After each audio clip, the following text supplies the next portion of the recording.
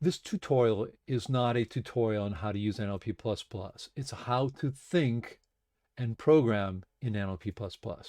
In traditional programming languages, what makes a computer programmer is that they can think in that computer programming language, like C++ or Python or TypeScript. And that's what makes you a specialist as a computer programmer. I can think the way the logic is built in this language, and I can build programs to do useful tasks. With NLP++, it's completely different. What you want to do is think, how do humans do this task when they read text and they want to do something with it? Maybe pull out information or summarize it or analyze it in some way.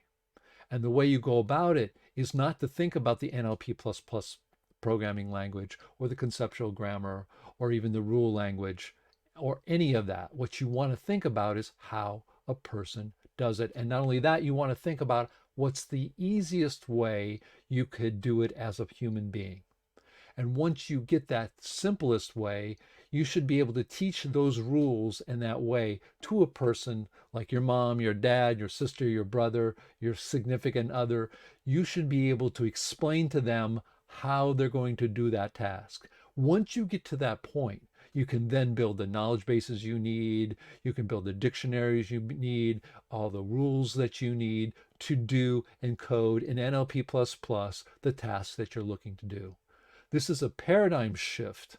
This is the difference between traditional programming and intelligent programming.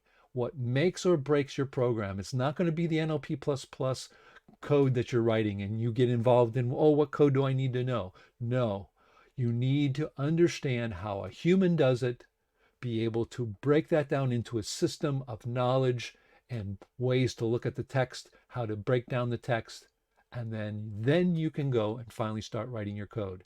The other thing you can do is use VisualText as a sandbox. Here's all the text, here's 10, here's 20 texts that I'm going to process, and I'm going to look at them and start just throwing rules at it, build knowledge, do whatever you want. Use it as a sandbox to get to the place where you as a human being can do that task in the simplest way.